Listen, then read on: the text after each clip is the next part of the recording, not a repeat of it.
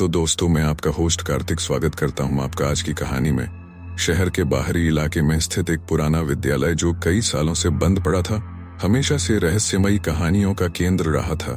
लोग कहते थे कि रात के समय उस विद्यालय में अजीब आवाजें सुनाई देती हैं, चीखें, दरवाजों के चरमराने की आवाजें, और कभी कभी तो बच्चों के रोने की गूंजें भी आती थीं।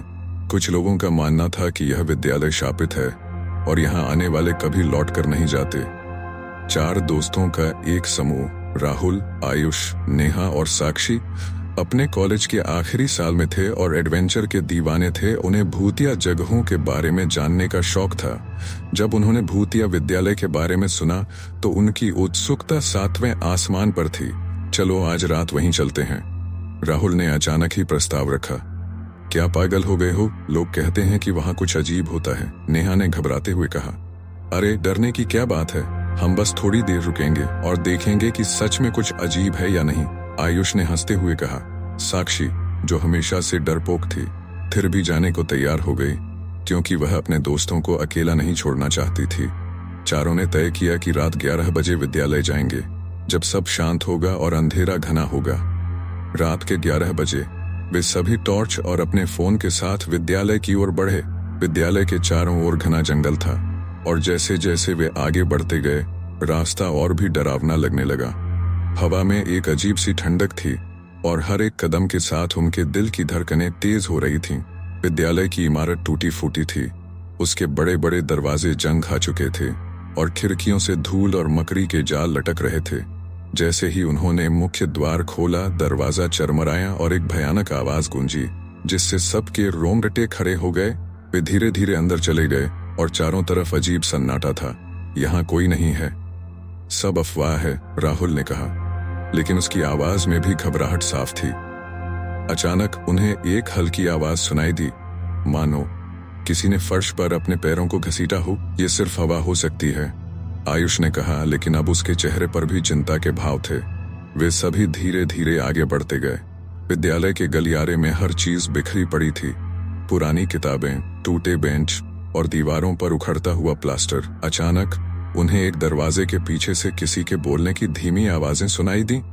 तुमने ये सुना?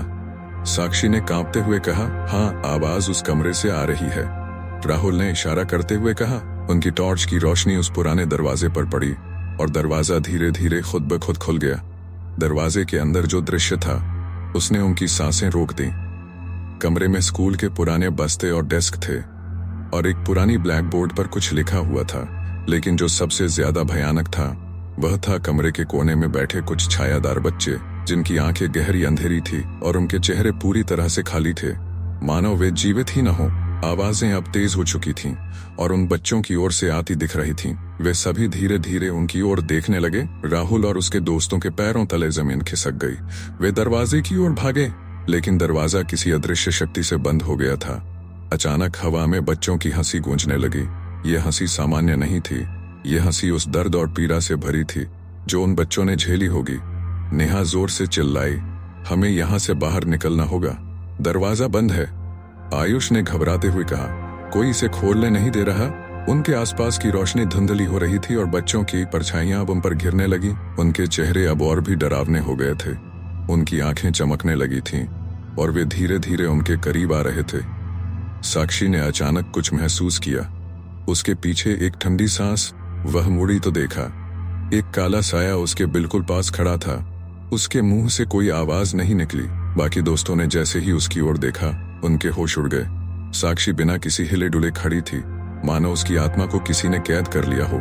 राहुल और आयुष ने दरवाजा तोड़ने की कोशिश की, लेकिन जैसे ही वे दरवाजे को हाथ लगाते, दरवाजा और भी मजबूत हो जाता।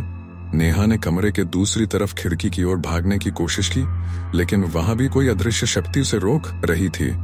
अचानक एक तेज चीख कमरे में गूंज उठी। चीख इतनी भयानक थी कि सबके कानों से खून निकलने लगा। चारों दोस्तों ने अपनी आखिरी कोशिश की, लेकिन सब व्यर्थ था और फिर सब कुछ शांत हो गया।